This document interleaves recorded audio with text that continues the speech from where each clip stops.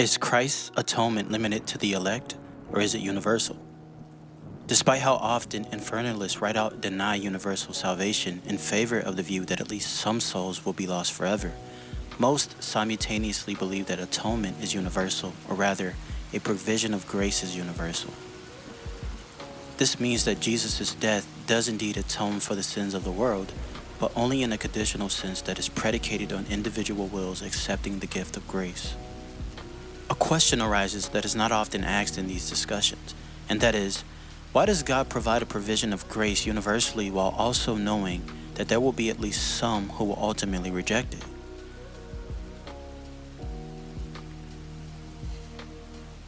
Think of it this way. It's often held in these groups that God is omniscient or all-knowing.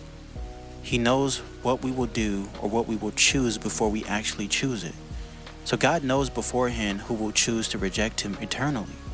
We could say these people are, if you will, the damned.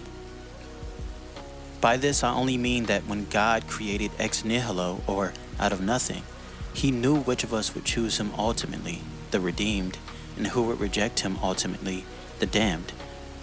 Obviously, this is assuming that infernalism is true.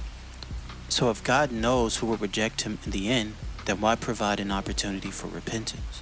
It seems analogous to this.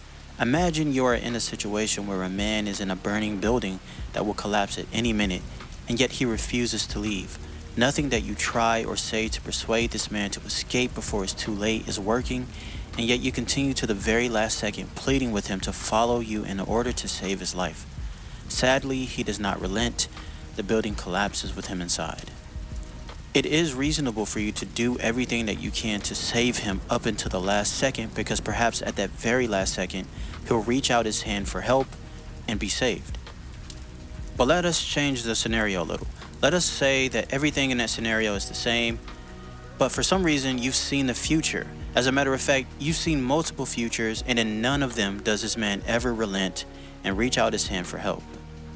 It then does not seem reasonable to continue to provide an opportunity for escape for this man, because you are aware that in no case, in any way, shape, or form, does this man ever choose to be helped. The question now is this. Likewise, why would God provide a proverbial helping hand while also being aware that in the future, that particular person will inevitably reject the hand? On universal salvation, because everyone is known to ultimately accept God's help in order to escape the burning building, God's provision of a way out of the burning building makes perfect sense.